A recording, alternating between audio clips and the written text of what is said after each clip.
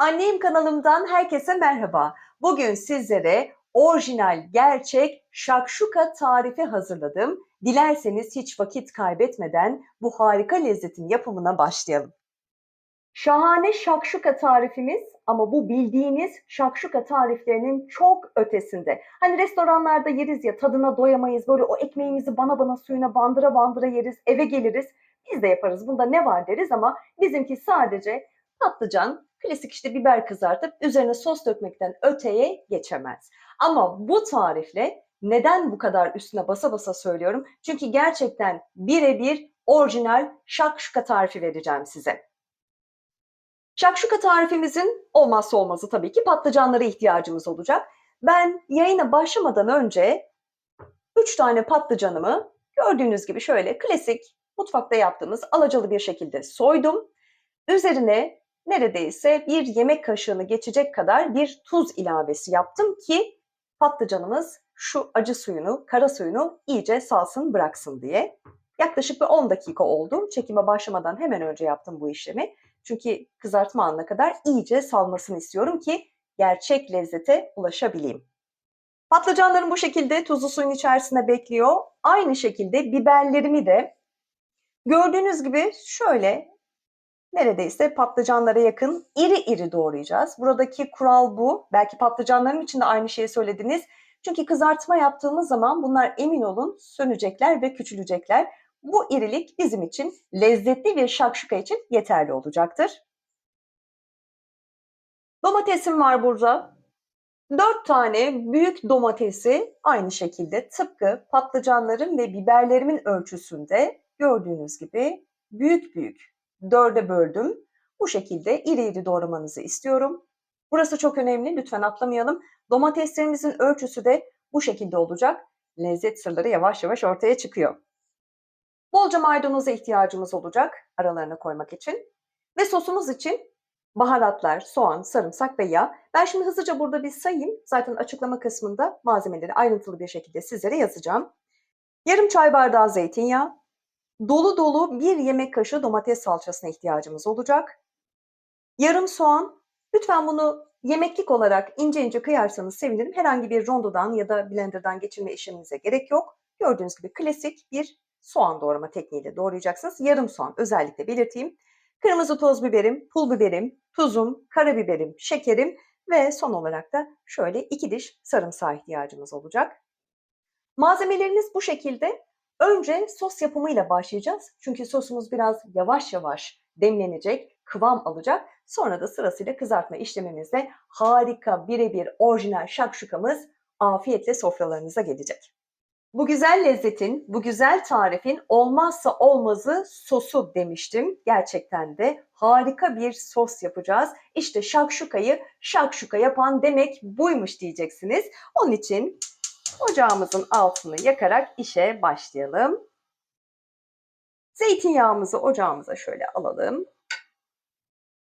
Korkmayın zeytinyağından. Şimdi diyeceksiniz ki hem kızartma, yağ çekecek, o da çekmeyecek. O da birazdan püf noktalarıyla aktaracağım size. Zeytinyağımızı bu şekilde koyalım.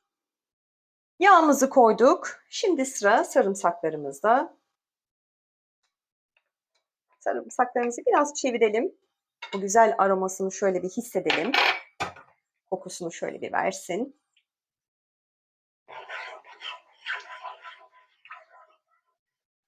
Birebir orijinal şakşuka tarifimiz sırasıyla. Zeytinyağımı koydum, sarımsaklarım artık güzel aromasını vermeye başladı. Şimdi sıra soğanlarımı ilave etmeye geldi. Yarım soğanım var biliyorsunuz. Güzel yemeklik doğranmış.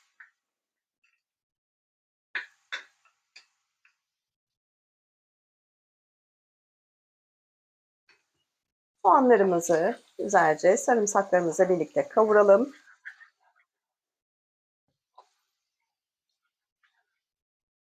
Soğanlarımızın rengi döndü. Harika bir renk aldı. Tam istediğim gibi. Şimdi bu noktada salçamızı ilave edeceğiz. Dolu dolu bir yemek kaşığı. Şimdi burada da önemli bir püf noktası var. Bu durumda ocağımızın altını iyice kısa alalım. Salçamızın iyice kavrulması gerekecek ama asla yanmayacak. pürüzsüz bir hal alana kadar kavurma işlemine devam edeceğiz. Çok ayrıntılı anlatıyorum çünkü işte püf noktaları burada. Burayı bir kaçırırsanız yine o eski tarifinizde baş başa kalırsınız. Dolayısıyla da bu noktaları lütfen atlamayın. Dediğim gibi ocağımızın altını şimdi kısıyoruz. Salçamızı iyice pürüzsüz bir hal alana kadar kavurmaya devam edeceğiz. Artık domates salçamız, soğanımız, sarımsağımız, zeytinyağımız birbiriyle özdeşleşti ve sıra en önemli püf noktası olan işte sosun yapımındaki ana malzemeye geldi. İri iri doğramış olduğumuz domateslerimizi şöyle yavaşça bırakalım.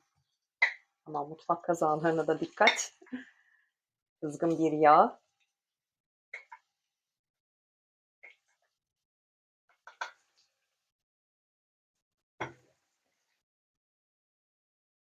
Şimdi bu noktada birazcık ocağımızın altını açalım. Domateslerimiz kendini bırakmaya başlasın. Devam. Karıştırmaya devam. Şimdi de domateslerimizin erimesini sağlayalım. Pürüzsüz bir hal alana kadar birazcık altını açtım. Ama yine şöyle çevirdikten sonra altını kısacağım. Ama önce tabii ki tuzunu. 1 çay kaşığı kadar tuzum var biliyorsunuz. Karabiberim aynı şekilde 1 çay kaşığı kadar. 1 tatlı kaşığı, bu kısım çok önemli, toz şekere ihtiyacımız var.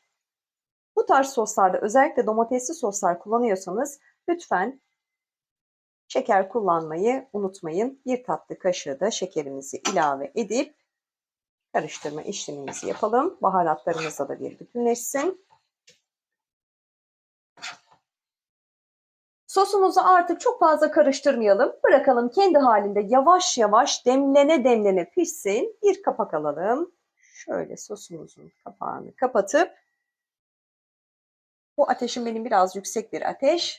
Daha küçük bir göze alıp altını gördüğünüz gibi en kısa getirelim. Sosumuz burada güzel güzel yavaş yavaş pişmeye devam edecek. Biz bu sırada kızartma işlemine başlayacağız. Ve sıra geldi kızartma işlemine.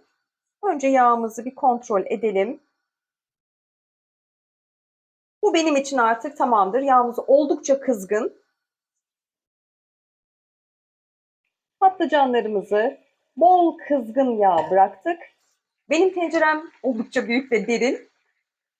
Şu an için bir kere de kızartma yapacağım gibi görünüyor. Çünkü bütün malzememi kızartacak patlıcanlarımı attım. Patlıcanlarınızı bir kevgir yardımıyla, bir maşa yardımıyla çevire çevire her tarafın eşit olarak kızarmasını sağlayabilirsiniz.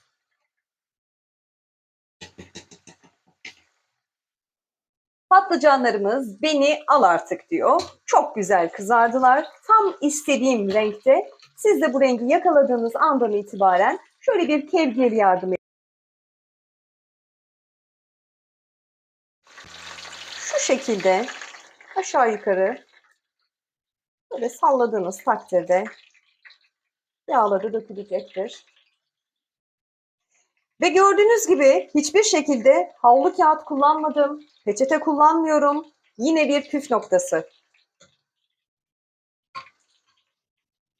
Patlıcanlarımız bu renkte oldu. Gördüğünüz gibi hiçbir havlu peçete, herhangi bir yağını çekmesi için işlem yapmıyoruz. Yağımızın içerisinden bir kevgir yardımıyla aldık, fazlasını süzdük ve borcamımızı aldık. Şimdi sıra biberlerde. Aynı işlemi onlar için de yapalım. Biberlerimizi de rengi dönene kadar kızartalım.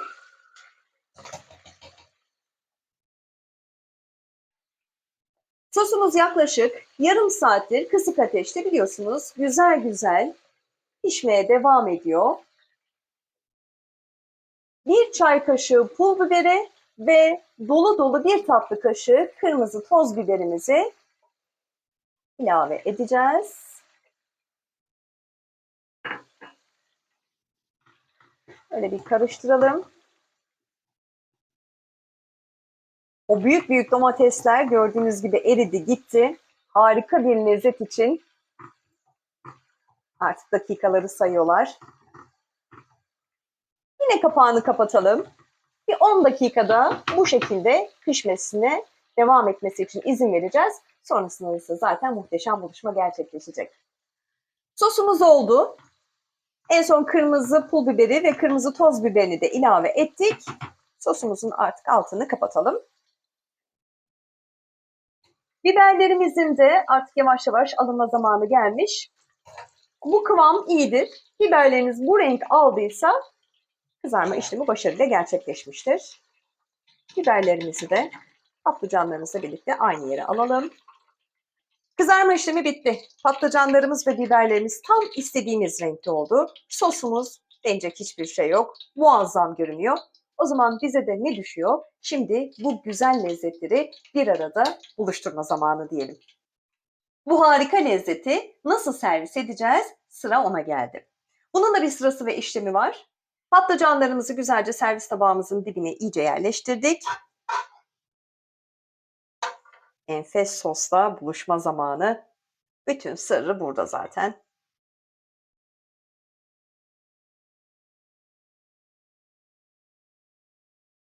Patlıcan, sos, şimdi sıra maydanozumuzda.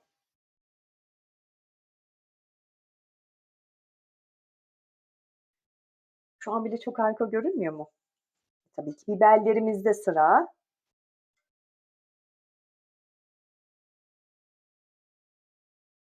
Sosa devam.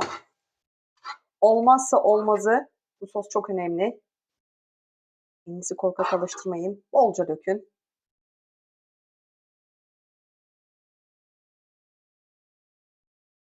Dediğim gibi bu sosu sadece şakşuka olarak düşünmeyin. Bütün kızartma tariflerinizde de uygulayabilirsiniz. Kabak kızartması yaptığınızda, karışık kızartma yaptığınızda artık bu sos sizin tarif listenizde eminim yer aldı. Bugün sizlere gerçek, orijinal birebir tarifiyle şakşuka hazırladım. Bu tarifimi şimdiden yapacak ve deneyecek olanlara afiyet olsun. Lütfen kanalıma abone olmayı unutmayın. Şef değil, anneyim. Yeni tariflerde görüşmek üzere. Hoşça kalın.